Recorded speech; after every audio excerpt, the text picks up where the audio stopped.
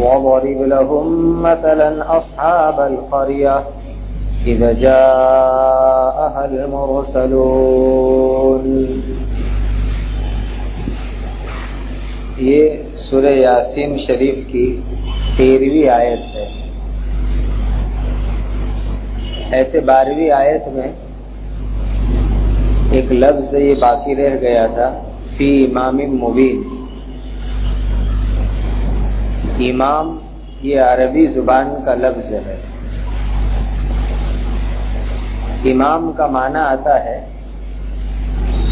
جس کا قصد اور ارادہ کیا جائے، جس کی طرف لوگ قصد اور ارادہ کرتے ہو، اس کو امام کہتے ہیں۔ اور لوگ بھی امام کے پیچھے نماز پڑھنے کے قصد اور ارادے سے آتے ہیں، اس لیے اس کو امام کہتے ہیں۔ اور مبین کے معنی آتے ہیں کھلا ہوا ہونا، ظاہر ہونا۔ یہاں آیت کریمہ میں جو امام مبین کا لفظ آیا ہے، اس کا ایک مطلب ہے انسان کا اعمال نامہ۔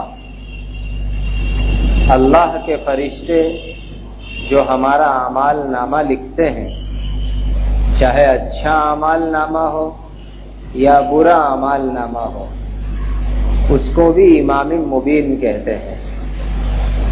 اور وجہ اس کی یہ ہے کہ اسی اعمال نامے کے اعتبار سے قیامت کے دن اللہ تعالی ہم کو سزا دیں گے یا اچھا بدلہ دیں گے۔ جس انسان کو جو بھی بدلہ ملے گا، چاہے اچھا بدلہ ملے چاہے سزا کی شکل میں برا بدلہ ملے، وہ اعمال نامے کے اعتبار سے ہوگا۔ اعمال نامے میں اگر اچھائی زیادہ ہے تو اچھا بدلہ ملے گا، اور برائی زیادہ ہے تو برا بدلہ ملے گا۔ تو ہر انسان کو اعمال نامے کے مطابق قیامت کے دن چلنا ہے، اس لیے اس کو امام مبین کہا جاتا ہے۔ بعض حضرات مفسرین نے امام مبین سے اس جگہ لوح محفوظ کو مراد لیا ہے۔ اب یہ لوح محفوظ کیا چیز ہے وہ بھی ذرا سمجھ لو۔ لوح کے معنی آتے ہیں ظاہر ہونے کے، اور محفوظ کے معنی آتے ہیں جو حفاظت کے اندر رکھا گیا ہو۔ لوح محفوظ یہ اللہ تعالی کی ایک کتاب ہے کہ اس کتاب کے اندر اللہ نے تمام چیزوں کو لکھ رکھا ہے،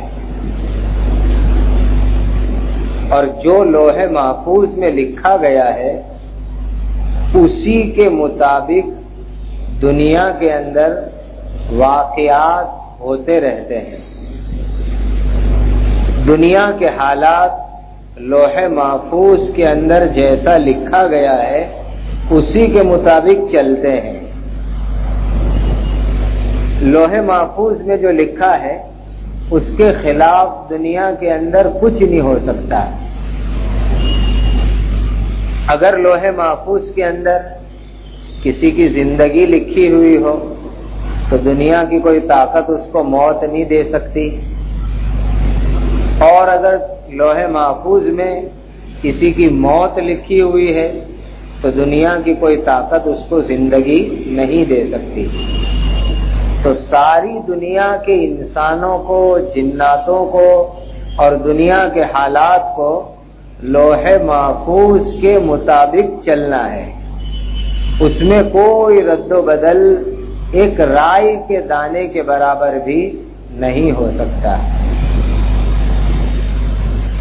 پھر جب لوح محفوظ کے اندر جب کوئی بات لکھی ہوئی دنیا میں ہو جاتی ہے تو اس کے بعد بھی وہ لکھا ہوا باقی رہتا ہے۔ مثلا آج پیر کا دن ہے، تو آج پیر کے دن کے متعلق کہ بھائی آج ظہر کی نماز کے بعد آپ جو ہے یہ کام کریں گے، یہ لوح محفوظ میں لکھا ہوا ہے، اب اس کے مطابق آپ نے وہ کام کر دیا تو لوح محفوظ میں مٹ نہیں جاتا، بلکہ لوح محفوظ کے ریکارڈ میں وہ لکھا ہوا قیامت تک باقی رہے گا۔ تو جو چیز ہو چکی وہ لوح محفوظ سے ختم نہیں ہو جاتی، بلکہ لوح محفوظ میں اس کا ریکارڈ باقی رہتا ہے۔ اسی لیے جب انسان قیامت کے دن اللہ کے دربار میں جائے گا تو ایک تو یہ فرشتوں کا ریکارڈ ہے جو وہ لکھ رہے ہیں، اور ایک وہ ریکارڈ ہے جو لوح محفوظ میں لکھا ہوا ہے۔ تو کوئی انسان وہاں جھوٹ نہیں بول سکے گا کہ اللہ یہ کام میں نے کیا نہیں تھا، اے اللہ میں نے ایسی بات کی نہیں تھی، اس لیے کہ ایک تو فرشتوں کا ریکارڈ ہے اور ایک لوح محفوظ میں لکھا ہوا ہے۔ تو جو ہو گیا وہ بھی لوح محفوظ میں باقی رہتا ہے اور اس کو مٹایا جاتا نہیں ہے۔ تو لوح محفوظ یہ اللہ کا ایک چوپڑا ہے، اللہ کی ایک کتاب ہے کہ جس کے اندر تمام کی تمام چیزیں لکھی ہوئی ہے، اور ساری دنیا اسی کے مطابق چلتی ہے۔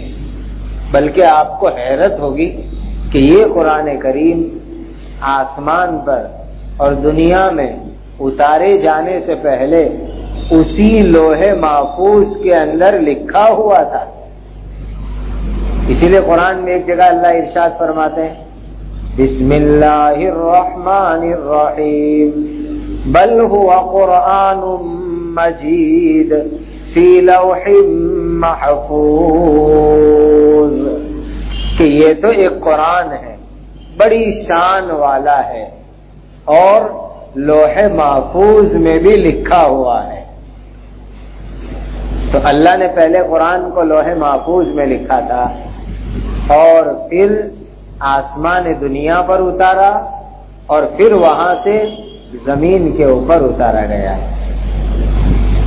یہاں تک کہ دنیا کا کوئی بڑے سے بڑا انسان اور بڑے سے بڑا جن لوح محفوظ میں لکھی ہوئی بات کو بدل نہیں سکتا کہ چلو ہم اوپر چلے جاوے اور جا کر کے لوح محفوظ میں لکھی ہوئی بات کو بدل دے وے، آگے پیچھے کر دے وے، ایسا دنیا کی کوئی طاقت نہیں کر سکتی۔ جو وہاں لکھا ہوا ہے ایک دم اٹل ہے اور اس میں رائی کے دانے کے برابر کوئی فرق پڑنے والا نہیں ہے۔ اب یہ لوح محفوظ کی جگہ کون سی، کہاں پر ہے یہ لوح محفوظ؟ تو معراج کی حدیث کی روشنی میں لوح محفوظ کی جگہ بھی سمجھ لو۔ 7ویں آسمان کے اوپر سدرۃ المنتہا ہے، جس کا میں نے شروع میں ذکر کیا تھا۔ 7ویں آسمان کے اوپر جو سدرۃ المنتہا ایک بیری کا درخت ہے، اس کے آگے جنت ہے، 7ویں آسمان سے بھی آگے، اس کے آگے جہنم ہے، پھر اور اس کے آگے چلے جاؤ، یعنی 7ویں آسمان سے آگے جنت، جنت سے آگے جہنم اور جہنم سے آگے چلے جاؤ تو وہاں مقام صریخ الاقلام اور وہیں لوح محفوظ آتا ہے۔ گویا کہ یہ لوح محفوظ 7 آسمان سے اوپر، جنت سے بھی آگے، جہنم سے بھی آگے اور اللہ تعالی کے عرش کے قریب میں ہے، اللہ کے عرش سے لگا ہوا ہے، اور اس میں ملائکہ فرشتے جو چیزیں لکھی گئی ہے وہاں سے باتیں نقل کرتے رہتے ہیں کہ بھئی یہ انسان پیدا ہوا تو اس کی تقدیر لوح محفوظ میں کیا لکھی ہوئی ہے، فرشتے وہاں سے نقل کرتے ہیں۔ بھئی دنیا میں اس سال میں کیا کرنا ہے تو فرشتے وہاں سے نقل کرتے ہیں۔ اور وہاں جو قلم چلتی ہے تو وہ قلم کیسے چلتی ہے، آپ نے دیکھا ہوگا کہ برتن کے اوپر نام لکھتے ہیں، تو برتن پر جب نام لکھتے ہیں تو وہ ایک لائٹ سے چلنے والی مشین ہوتی ہے، اور وہ مشین سے جب نام لکھتے ہیں تو ایک آواز ہوتی ہے لکھائی کے وقت پر، بالکل ایسی آواز ہوتی ہے، قریب ایک سمجھنے کی بات ہے، اس قسم کی آواز ہوتی رہتی ہے۔ وہاں لوح محفوظ کے قریب میں بڑے بڑے قلم ہیں اللہ کے کہ جو انسانوں کی تقدیر لکھ رہے ہیں، اسی لیے تو ان قلموں کی اللہ نے قرآن میں قسم کھائی ہے۔ بسم اللہ الرحمن الرحیم نون والقلم وما یسطرون، اللہ فرماتے ہیں قسم ہے قلم کی، وما یسطرون، اور وہ قلم جو باتیں لکھ رہے ہیں اللہ اس کی بھی قسم کھا رہے ہیں۔ تو یہ وہ قلم ہے جو تقدیر لکھنے والے قلم ہیں، اور وہ لوح محفوظ کے اندر اللہ کے حکم سے لکھتے ہی رہتے ہیں، چونکہ کروڑوں انسان دنیا میں پیدا ہوتے رہتے ہیں، لاکھوں جن پیدا ہوتے رہتے ہیں، تو ہر چیز کی تقدیر اللہ تعالی وہاں پر لکھواتے رہتے ہیں، اور وہ قلم کا لکھنا وہاں چالو رہتا ہے، اور ملائکہ اس میں سے نقل کرتے ہیں اور اس کے مطابق کام کرتے ہیں۔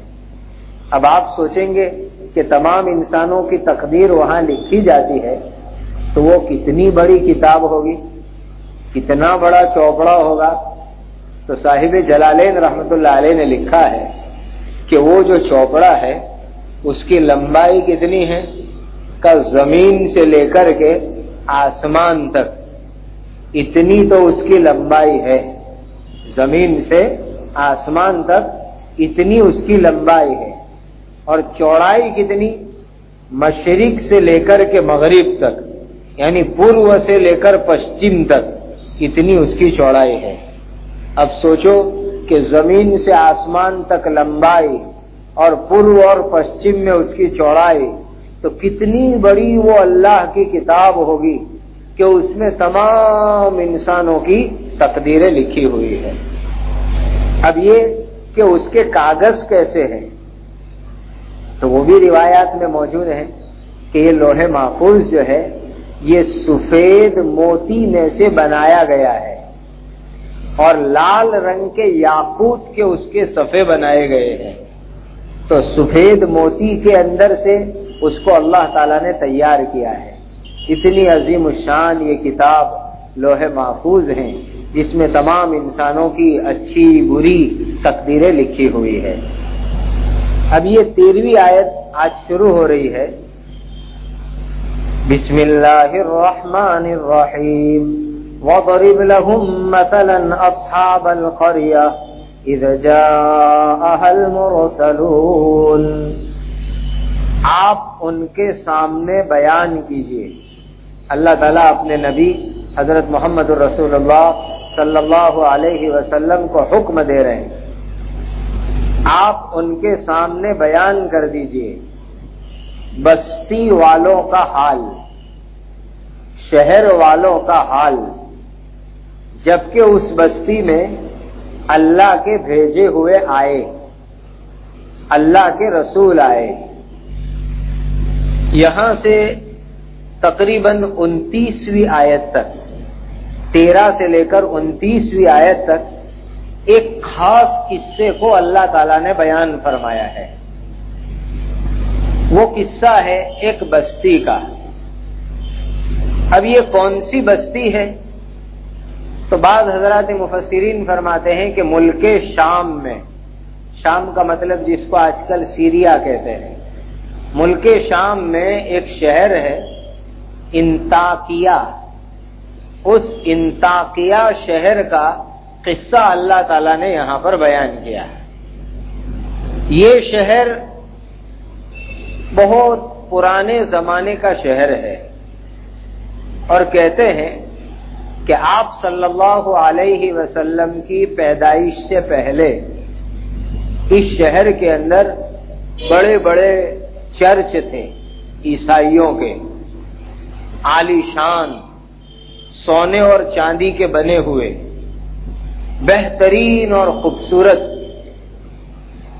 یہاں بہت سارے چرچ تھے، اور اس شہر کے چاروں طرف جو دیوار بنی ہوئی تھی ایسی عجیب و غریب دیوار تھی کہ لوگ اس کو دیکھنے کے لیے آیا کرتے تھے.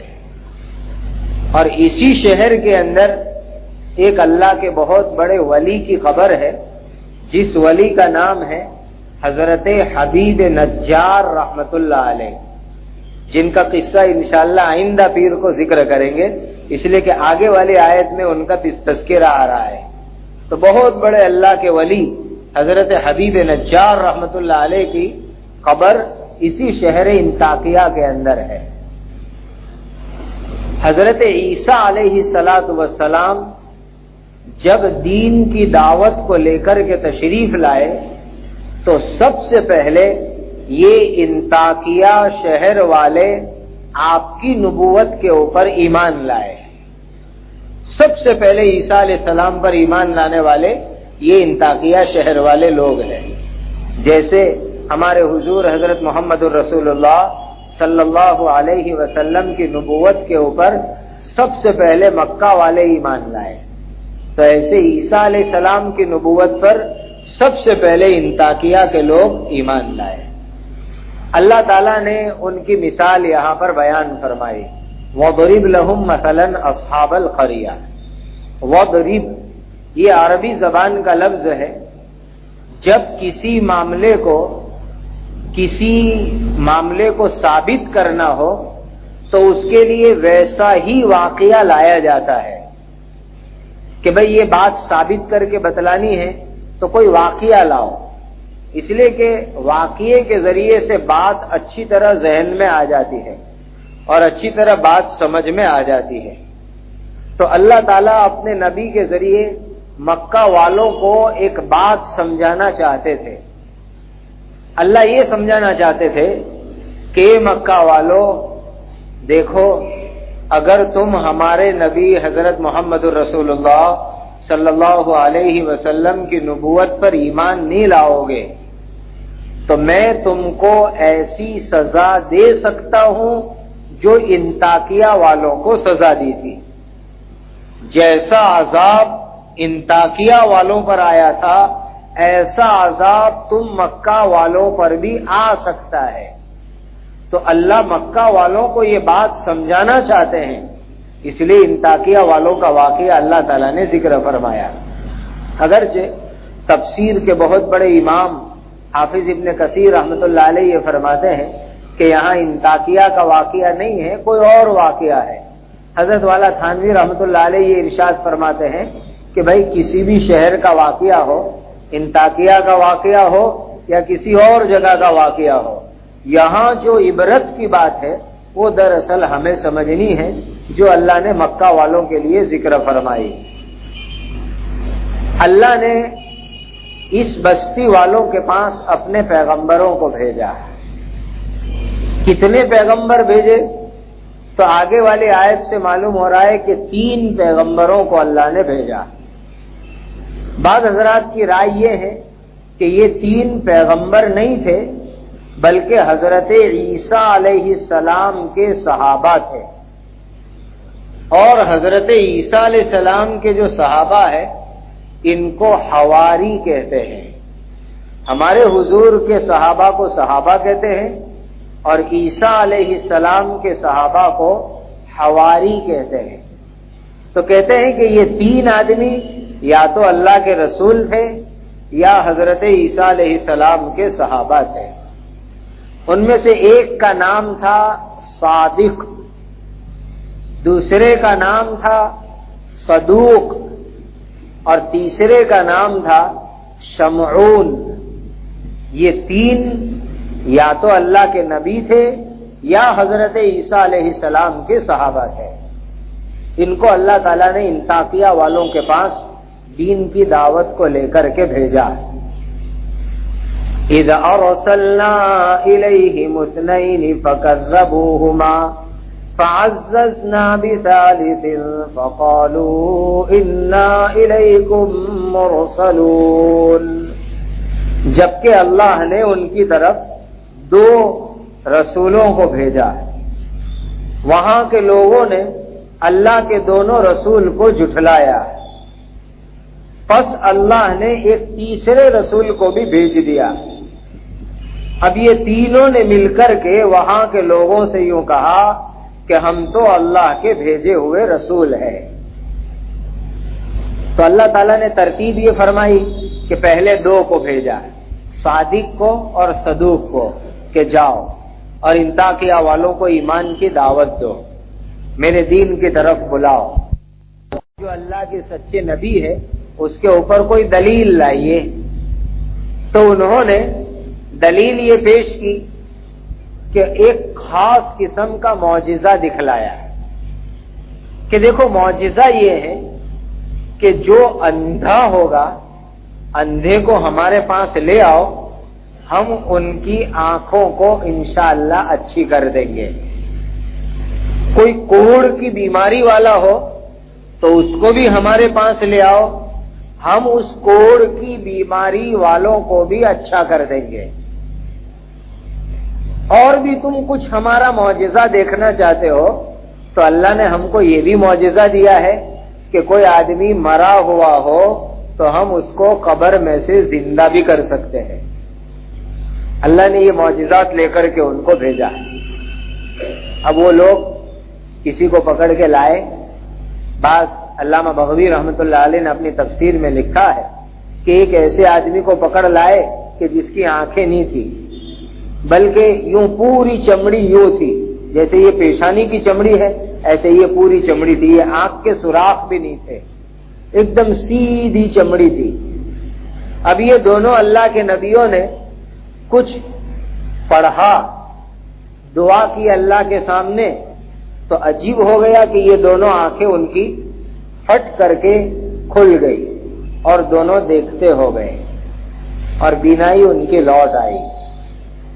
اس طرح اور بھی بیمار لوگ دور دور سے، پورے شہر سے سمٹ کر کے اللہ کے دونوں نبی کی خدمت میں آنے لگے، اور یہ اللہ کے دونوں نبی اللہ سے دعا کرتے اور دعا کر کے پھر ان کے اوپر کچھ ہاتھ پھرا دیتے ہوں گے کہ جس کی وجہ سے لوگوں کی بیماری دور ہو جاتی اور شفا ہو جاتی۔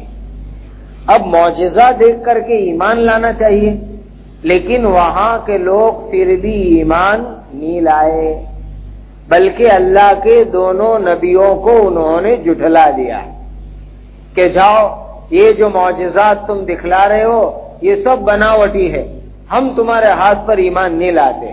جھٹلایا دونوں نبیوں کو۔ تو اللہ تعالیٰ نے اب ایک تیسرے نبی کو بھیجا کہ چلو اب تک دو تھے، تیسرے کو بھیج دو تاکہ تین کی جماعت بن جاوے اور جماعت کی شکل میں پھر لوگوں کو ایمان کی دعوت دے۔ اب یہ تین اللہ کے نبی اکٹھے ہوئے اور لوگوں کو ایمان کی دعوت دینا شروع کی۔ اے لوگوں، ہم اللہ کے یہاں سے پیغمبر ہیں، اللہ نے ہم کو رسول بنایا ہے، اللہ نے ہم کو دین کی دعوت لے کر کے بھیجا ہے، تم ہمارے ہاتھ پر ایمان لے آؤ۔ پبلک کو بھی دعوت دی، وہاں کے بادشاہ کو بھی ایمان کی دعوت دی۔ اب لوگوں نے کیا معاملہ کیا؟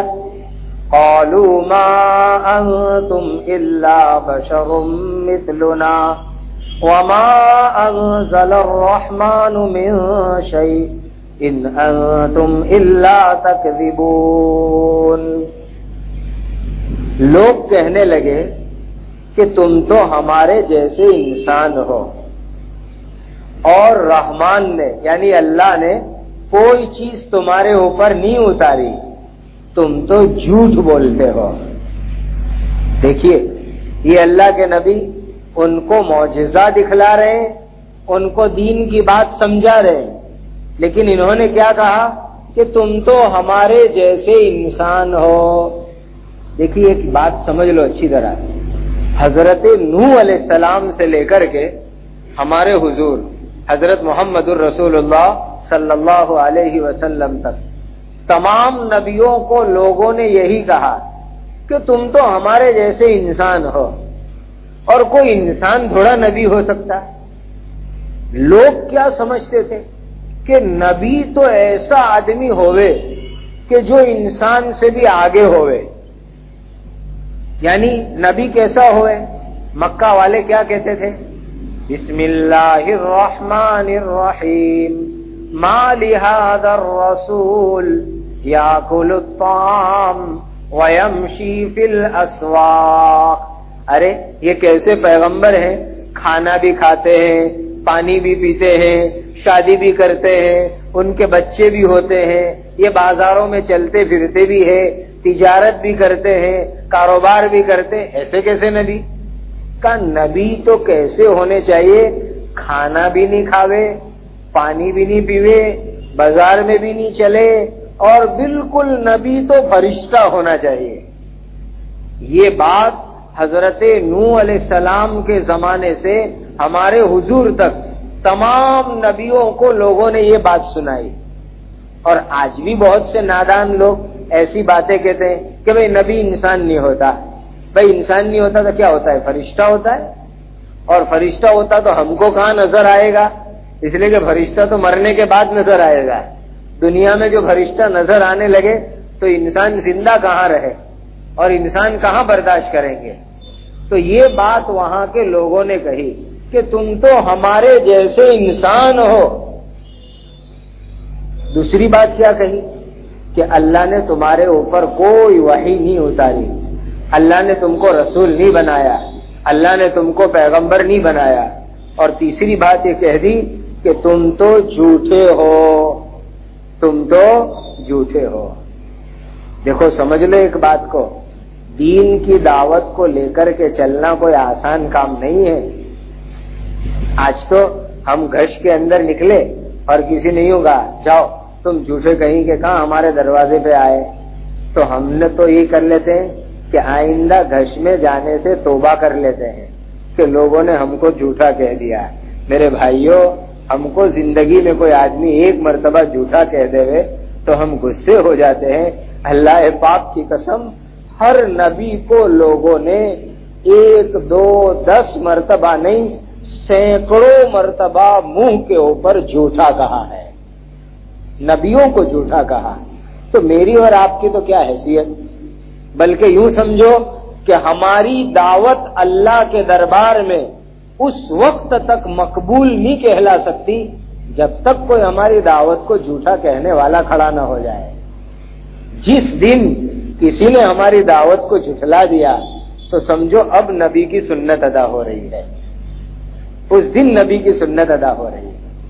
ایسے تو اللہ سے عافیت مانگنے کی، لیکن اگر کوئی ہم کو دعوت کے کام میں برا بھلا کہہ دے وے، جھوٹا کہہ دے وے، اور کہہ دے وے کہ تمہارے کیا ٹھکانے تم چلے آئے ہمارے یہاں تشکیل کرنے کے لیے، تو اس سے مایوس مت ہو جانا. یہ تو ہر دائی کے ساتھ لگا ہوا ہے، ہر دائی کے ساتھ لگا ہوا ہے. تو انہوں نے بھی کہا کہ تم تو جھوٹے ہو. نبیوں کی 3 نبیوں کی جماعت کو منہ پر کہہ دیا کہ تم جھوٹے لوگ ہو. اب اللہ کے نبی نے ان کو گالی نہیں دی. نبی جو ہوتا ہے نا، لوگوں کی شفقت اور محبت سے ان کا دل بھرا ہوا ہوتا ہے. لوگ ان کو گالیاں دے، برا کہے، لوگ ان کو مارے پیٹے، لیکن اس کے باوجود بھی وہ کبھی بد دعا نہیں کرتے. بلکہ نبی کی شان کیا ہوتی ہے کہ جو برا سلوک کرے ایسے لوگوں کے لیے اللہ سے رحمت کی دعائیں مانگنا. اچھی طرح اس بات کو سمجھ لو، اگر دعوت کا کام صحیح ڈھنگ سے کرنا ہے کہ ہم اس وقت تک پکے دائی نہیں بن سکتے جب تک کہ جو لوگ ہمارے ساتھ برا سلوک کر رہے ہیں ہم ان کے لیے اللہ سے رحمت کی دعائیں مانگیں. وہاں تک کوئی آدمی پکا دائی نہیں بن سکتا. زمین پر بسنے والے ایک ایک انسان کی خیر خواہی، ایک ایک انسان کے لیے بھلائی کا جذبہ، کوئی ہم کو اچھا کہے، کوئی ہم کو برا کہے، لیکن ہم اللہ سے ایک ہی بات کہے، اے اللہ بھلے وہ مجھے جھٹلاتا ہے لیکن کسی طرح اس کی زندگی میں ہدایت آ جائے، کسی طرح اس کی زندگی میں تیرا دین آ جائے، کسی طرح وہ تیرا ماننے والا ہو جائے، کسی طرح تیرے نبی کی سنت پہ چلنے والا ہو جائے. سمجھو جس دن ہم ہمارے دشمن کے لیے اللہ کی رحمت کی دعا کریں گے اس دن ہم اپنے آپ کو سچا محمدی کہلانے کے حقدار بنیں گے. سمجھنا کہ ہم اس دن سچے محمدی ہیں اور سچے نبی کے امتی ہیں. اس دن ہم اپنے آپ کو کہلا سکیں گے۔ تو نبیوں نے کیا جواب دیا؟ قالوا ربنا يعلم انا الیکم لمرسلون۔ نبیوں نے کہا ہمارا رب جانتا ہے کہ ہم تمہاری طرف بھیجے گئے ہیں۔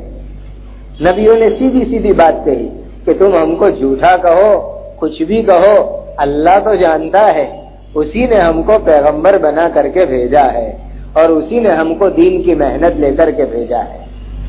یہاں ایک مسئلہ میں آپ کو سمجھاؤں کہ جس طرح ہم لوگ قسم کھاتے ہیں، جیسے شروع کی مجلس میں آپ کو قسم کے مسائل بتائے گئے تھے، یہاں اسی قسم کے متعلق ایک مسئلہ اور بتا دوں کہ بہت سی مرتبہ ہم اپنی زبان سے قسم نہیں بولتے کہ میں قسم کھا رہا ہوں، ایسا نہیں بولتے، لیکن ہم کیا بولتے ہیں کہ میں نے یہ کام کیا ہے، اللہ جانتا ہے،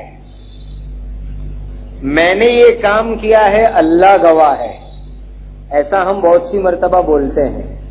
تو یہ جو ہم جملے بولتے ہیں نا کہ میں نے یہ کام کیا ہے، اللہ جانتا ہے، اللہ گواہ ہے، تو یہ بھی قسم ہی کہلاتی ہے، اس کو بھی کیا کہتے ہیں؟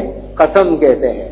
اس لیے یاد رکھنا، اگر کبھی کسی جھوٹی بات پر سامنے والے کو خالی دھوکہ دینے کے لیے اگر یوں کہا کہ اللہ جانتا ہے، اللہ گواہ ہے، اور ہم بات بول لیں جھوٹی، تو اس صورت کے اندر آدمی گنہگار ہو جاتا ہے اور اس کے اوپر جھوٹی قسم کا گناہ لگتا ہے۔ تو یہ جو جملے ہمارے اللہ گواہ ہے، اللہ جانتا ہے، اللہ سنتا ہے، ایسی بات بول کے جو ہم کہتے ہیں تو یہ بھی قسم ہی کا مسئلہ لگتا ہے وہاں پر بھی۔ اس لیے سوچ سمجھ کے ایسے جملے بولنا۔ معمولی معمولی باتوں میں ہم کہتے رہتے ہیں نا اللہ گواہ ہے، اللہ سن رہا ہے، اللہ دیکھ رہا ہے، اور دل میں تو ہے کہ چلو بول لو ایک مرتبہ پھر آئندہ توبہ کر لیں گے۔ تو میرے بھائیوں، یہ معاملہ اللہ کے ساتھ ہے اور یہ قسم کا مسئلہ ہے، اس میں جھوٹ بولنے والا گناہ کبیرہ تک پہنچ جاتا ہے، اس کا خاص خیال رکھنا۔ وَمَا عَلَيْنَا إِلَّا الْبَلَاغُ الْمُبِينُ، ہمارے اوپر تو بات کو پہنچا دینا ہے کہ ہم اللہ کی بات تم لوگوں تک پہنچا دیں، مانو کہ نہ مانو، ہم تمہارے دل میں بٹھانے والے نہیں، ہم تو بات کو پہنچانے والے ہیں۔ اس لیے ہمارا کام بات کو پہنچا دینا، دل میں اتارنا کس کا کام ہے؟ اللہ کا، دل میں اتارنا اللہ کا کام، ہمارا کام باتوں کو پہنچا دینا۔ اسی لیے میں نے پہلے بھی آپ کو عرض کیا تھا کہ دیکھو، مایوس نہیں ہونے کا، بات پہنچاتے رہنے کا، کبھی نہ کبھی تو بات دل میں اللہ تعالیٰ اتار دیں گے۔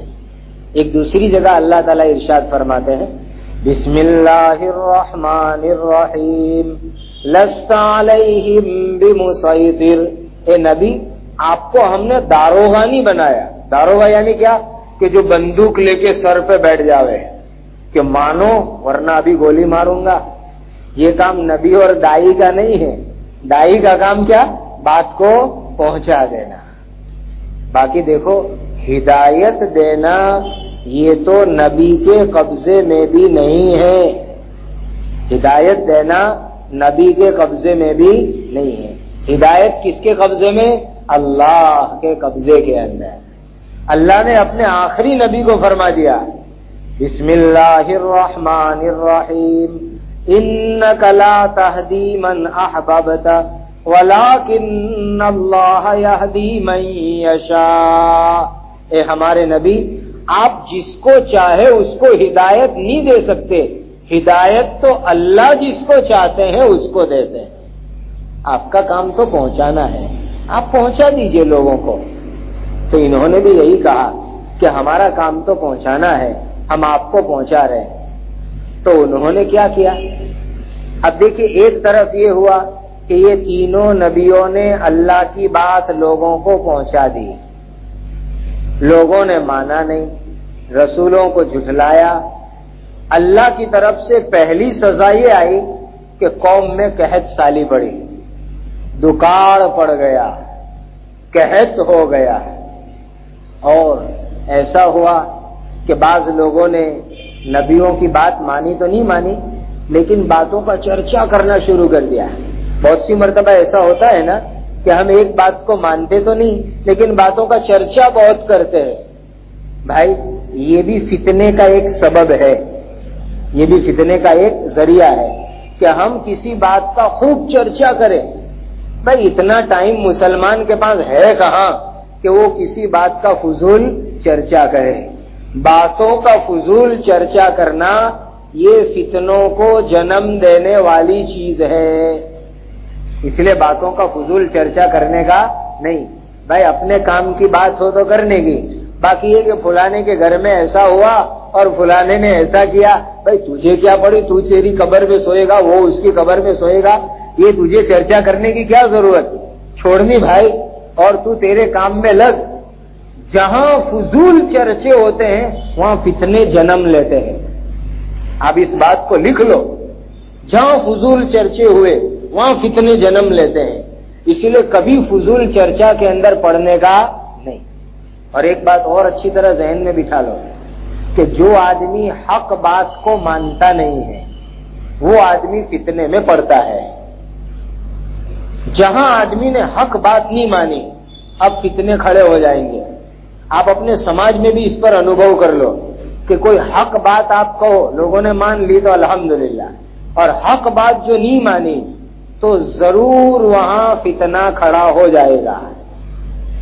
اس لیے جب کوئی حق بات آ جائے تو حق بات کو فوراً ماننے والے بنو، ورنہ فتنوں کو دعوت دینا ہے. اور آج جو یہ قیامت سے پہلے کا زمانہ چل رہا ہے نا، اس میں لوگوں کا مزاج یہ بنتا جا رہا ہے حق بات کو ماننا نہیں، اور پھر اس کی وجہ سے فتنے کھڑے ہوتے ہیں. لوگ مفتیوں کو جو فتوے پوچھنے آتے ہیں نا تو اس میں بھی جو ہے نا ایک مفتی صاحب نے فتویٰ لکھ دیا کہ بھائی تمہارے سوال کا یہ جواب ہے. اب لوگوں کا مزاج کیا ہے؟ اپنی مرضی کے مطابق آیا تو مفتی صاحب کا فتویٰ مانو، باقی اپنی مرضی کے ورودھ میں آیا تو کہ چلو نہیں ذرا دوسرے مفتی صاحب کو بھی پوچھ کے دیکھیں وہ کیا کہتے ہیں. اب دوسرے مفتی صاحب کا فتویٰ نکالا، وہاں بھی اپنی مرضی میں نہیں آیا تو کہا چلو نہیں ذرا کسی تیسرے مفتی صاحب کو پوچھنے جاوے، وہاں کچھ اپنی دال گل جاوے. تو یہ کیا ہے کہ حق بات کو نہ ماننے کا جذبہ. اور یہ جو آدمی حق بات کو مانتا نہیں ہے تو پھر آدمی فتنے میں پڑتا ہے، فتنے میں مبتلا ہو جائے. اس لیے اس کو ہمیشہ یاد رکھو، حق بات آئے فوراً مان لو اور فضول چرچا کے اندر مت پڑو ورنہ بڑے بڑے فتنے کھڑے ہوں گے. تو اب اللہ کے 3 نبی دعوت دے رہے ہیں دین کی، انہوں نے نہیں مانا تو اللہ تعالیٰ کے یہاں سے ان کے اوپر قحط سالی آئی، اور قحط سالی کے اندر یہ لوگ مبتلا ہو گئے. اور دوسرا وبال یہ شروع ہوا کہ ان کے اندر 2 گروہ بن گئے، ایک نبیوں کو ماننے والے اور ایک نبیوں کو جھٹلانے والے. 2 طرح کی پارٹی بندی ہو گئی. اگر سب لوگ نبی کو مان لیتے تو 2 پارٹی بنتی نہیں، لیکن نہیں مانا حق کو تو 2 پارٹی بن گئی، اور جھٹلانے والے ماننے والے 2 پارٹیاں کھڑی ہو گئی. اب قحط سالی آئی، دکاڑ آیا، آپس میں 2 پارٹی بڑھ گئی. تو اس کا سبب تو ان کی نافرمانی تھی کہ انہوں نے نبیوں کو نہیں مانا تو اللہ نے قحط بھیجا، انہوں نے نبیوں کو نہیں مانا تو 2 پارٹی ہو گئی. لیکن اس قحط سالی کو یہ بدماش لوگ نبیوں کی طرف نسبت کرنے لگے اور کہنے لگے کہ یہ قحط سالی جو آئی ہے نعوذ باللہ تمہاری نحوست سے آئی ہے. اللہ کے نبی کو کہنے لگے. اللہ فرماتے ہیں اسی کو 18ویں آیت کے اندر قالوا انا تطیرنا بکم لئن لم تنتهوا لنرجمنکم وَلَيَمَسَّنَّكُم مِّنَّا عَذَابٌ أَلِيمٌ. کہنے لگے کہ ہم تو تم کو بے برکت سمجھتے ہیں، ہم تم کو نحوست سمجھتے ہیں، اگر تم اپنی دین کی دعوت سے باز نہیں آئے تو ہم تم کو پتھر مار کے ختم کر دیں گے اور تم کو ہمارے ہاتھ سے دردناک عذاب پہنچے گا، دردناک تکلیف پہنچے گی. دیکھو کیسے پتھر دل لوگ ہیں کہ قحط سالی جو آئی وہ نبی کو نہ ماننے کی وجہ سے آئی. اور کیا کہہ رہے ہیں نبیوں کو کہ یہ قحط سالی جو آئی ہے تمہاری نحوست سے آئی. اللہ نبی تو رحمت ہوتے ہیں، نبی تھوڑے نحوست ہوتے ہیں. نحوست تو وہ لوگ تھے جنہوں نے نبی کی دعوت کو نہیں مانا، وہ نحوست تھے. لیکن کہہ رہے ہیں کہ تم لوگ نحوست ہو. اللہ کے نبی نے کہا کہ نہیں، نحوست تو تمہارے ساتھ ہے، ہم تم کو دین کی بات سمجھا رہے ہیں، تم مانتے نہیں. نہ ماننے کے اوپر اللہ کی طرف سے تمہارے اوپر وبال آیا ہے. اور پھر کیا دھمکی دینے لگے، لنرجمنکم، اے اللہ کے نبیو اگر تم دین کی دعوت کو بند نہیں کرو گے تو اب ہم تم کو پتھر مار کر کے مار ڈالیں گے، پتھر مار کر کے ختم کر دیں گے، اور اس کے علاوہ اور بھی سخت سزا ہم تم کو دیں گے. یہ نبیوں کو دھمکانے لگے. اب جب یہ نحوست کی بات نکلی ہے تو ایک مسئلہ بتا دوں بد فالی اور نیک فالی کا، کہ ہمارے یہاں ایک رواج ہے کہ لوگ فال نکالتے ہیں. تو اس کا مسئلہ بھی اچھی طرح سمجھ لو. یہ فال جو نکالی جاتی ہے اس کی شریعت کے اندر کوئی اصل نہیں ہے، خاص طور پر بری فال کی. بری فال کوئی چیز نہیں ہے. بری فال کا مطلب کیا، آپ صبح صبح اپنے گھر سے نکلے تو سامنے آپ کو بلی نظر آئی تو آپ نے کہا آج میرا دن خراب ہو گیا. صبح صبح کے اندر آپ نے کوے کی آواز سن لی کہ آج میرا دن خراب ہو گیا. اب بھائی یہ کوے نے تیرا دن کون سا خراب کر دیا، یہ بلی جو تیرے آگے گزر گئی تو اس نے تیرا کیا بگاڑ دیا. تو یہ جو لوگ بد فالی لیتے ہیں کہ بھائی کوے کو دیکھا، بلی کو دیکھا، اور بعض لوگ آنکڑے کو بھی برا مانتے ہیں کہ بھائی 13 نمبر کا آنکڑا ہے یعنی کہ یہ برا آنکڑا ہے،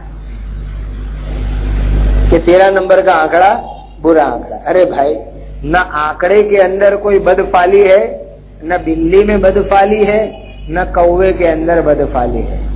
بعض لوگ بعض جملے کو برا سمجھتے، جیسے کوئی آدمی جو ہے صبح صبح گھر سے نکلے بہت اچھے موڈ کے اندر، اور آپ اس کے سامنے کوئی مرنے کی بات کر دو کہ فلانے آدمی کا انتقال ہو گیا ہے، تو کہنا صبح میں تجھے موت کی خبر سنانے کا موقع ملا، آج میرا پورا دن جو ہے خراب جائے گا.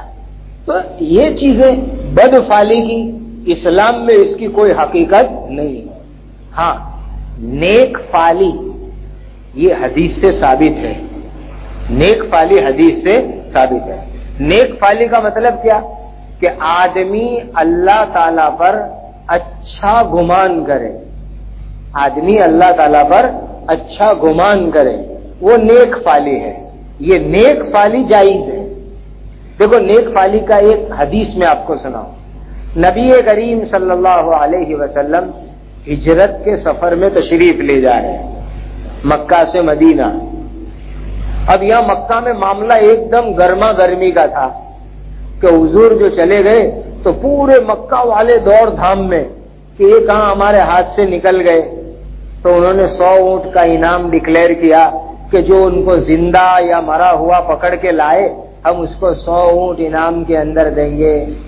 اب یہ دوڑ رہا ہے، وہ دوڑ رہا ہے، وہ دوڑ رہا ہے حضور کو پکڑنے کے واسطے. پورے مکہ میں معاملہ گرم. اب حضور سفر میں جا رہے ہیں، اللہ حفاظت فرما رہے ہیں. راستے میں حضرت ابوبکر صدیق بھی ساتھ میں ہیں. ایک جگہ ایک آدمی کی ملاقات ہوئی. اس آدمی کا نام تھا بریدہ اسلمی. اب یہ بریدہ اسلمی سے ملاقات ہوئی. حضور نے اس سے پوچھا بھائی تمہارا نام کیا؟ تو اس نے کہا کہ بریدہ اسلمی. تو حضور نے حضرت ابوبکر کو یوں فرمایا، ایک قسم کا جملہ، برد اللہ امرنا، کہ اللہ نے ہمارے معاملے کو اب انشاءاللہ ٹھنڈا کر دیا. بریدہ یہ بردن سے ہے. برد کے معنی عربی میں آتے ہیں ٹھنڈک کے، برد کے معنی ٹھنڈک، اس لیے بارد کے معنی آتے ہیں ٹھنڈے کے. تو ان کا نام بریدہ تھا، گویا کہ ان کے نام میں ٹھنڈک تھی. تو وہ ٹھنڈک نام والے آدمی راستے میں ملے تو حضور نے نیک فالی لی کہ چلو اب جو ہمارا معاملہ مکہ میں گرم تھا اب وہ انشاءاللہ ٹھنڈا ہو گیا اور اب وہ مکہ والے ہم کو پکڑ نہیں سکیں گے. تو یہ نیک فالی لینا تو جائز ہے. جیسے ہمارے ایک بزرگ کی خدمت میں ایک آدمی صبح صبح کے اندر پہنچا کہ کہ حضرت 200 روپے میں نے آپ سے ادھار لیے تھے، وہ میں آپ کو دینے کے لیے آیا۔ تو وہ بزرگ نے کیا فرمایا کہ ماشاءاللہ آج ایسا لگتا ہے کہ دن بھر اگرانی میں خوب پیسے آئیں گے، دن بھر میں اگرانی میں خوب پیسے آئیں گے، میں ایسی نیک فالی لیتا ہوں۔ یہ جائز کام ہے کہ بھئی آپ کی بہت ساری اگرانیاں باقی ہے اور صبح صبح میں کسی نے بھلے چھوٹی اگرانی جمع کرا دی تو آپ اس پر سے نیک فالی لو کہ آج ایسا لگتا ہے کہ انشاءاللہ دن بھر بہت اگرانیاں اللہ تعالیٰ پہنچائیں گے۔ یہ نیک فالی لینا تو جائز ہے، باقی بد فالی لینا جائز نہیں ہے۔ بہت سے لوگ کہتے ہیں، ایک مرتبہ ایک آدمی آ کے مجھے کہنے لگا کہ مفتی صاحب یہ جو میرا گھر ہے نا مجھے بدلنا ہے۔ میں نے کہا کیوں؟ ماشاءاللہ اتنا اچھا گھر ہے۔ تو کہا یہ گھر کے اندر آج تک مجھے سکون ہی نہیں ملا، آج تک اس گھر میں مجھے چین ہی نہیں ملا، ہمیشہ کچھ نہ کچھ لفڑے ہی کھڑے ہوتے رہتے۔ میں نے کہا بھائی ہماری زندگیاں لفڑے والیاں ہو چکی ہے، پھر گھروں میں سکون کہاں ملے گا؟ کبھی آج تک تو نے گھر میں قرآن کی تلاوت کی؟ گھر میں تو نے تیری بیوی نے کبھی پابندی سے 5 وقت کی نماز پڑھی؟ کبھی تو نے بچوں کو قرآن پڑھنے بٹھایا گھر کے اندر؟ جو چیز گھر میں سکون لانے والی ہے وہ تو کرتا نہیں، اور پھر تو کہتا ہے گھر میں سکون نہیں، چین نہیں۔ گھر میں تو نے شیطان لا کے بٹھا رکھا ہے اور گھر کے اندر تو نے جو ہے ویڈیو لا کر کے رکھا ہے، پھر کہتا ہے کہ گھر میں سکون نہیں ملتا۔ اور مجھے معلوم تھا کہ اس نے وہ مکان لون کے پیسے سے بنایا ہے، تو میں نے کہا تو نے شروعات ہی جو ہے شیطانی پیسے سے کی ہے، پھر کہاں تجھے گھر کے اندر سکون اور چین ملے گا؟ تو آدمی نہ مکان سے بدفالی لیوے، نہ کوے سے بدفالی لیوے، نہ آنکڑے سے بدفالی لیوے، نہ بلی سے بدفالی لیوے، کسی چیز میں بدفالی ہوتی ہی نہیں ہے۔ ہاں نیک فالی لینا مسلمان کے لیے جائز ہے۔ جیسے ایک بزرگ کے یہاں عجیب لطیفہ ہو گیا، عجیب لطیفہ، کہہ رہے ہیں کہ میرے گھر کے اندر میری شادی ہوئی اور جب رخصتی ہوئی اور بیوی گھر میں آ رہی تھی، جب وہ دلہن کو کار لے کر کے آئی تو اس وقت پورے محلے میں لائٹ گئی ہوئی تھی۔ کا قدرتی اتفاق دیکھے کہ جب دلہن گھر کے دروازے پہ پہنچی تو اس وقت لائٹ آئی، تو کہا میں نے جو ہے نیک فالی لی کہ انشاءاللہ اس دلہن کا گھر کے اندر آنا روشنی کا ذریعہ بنے گا۔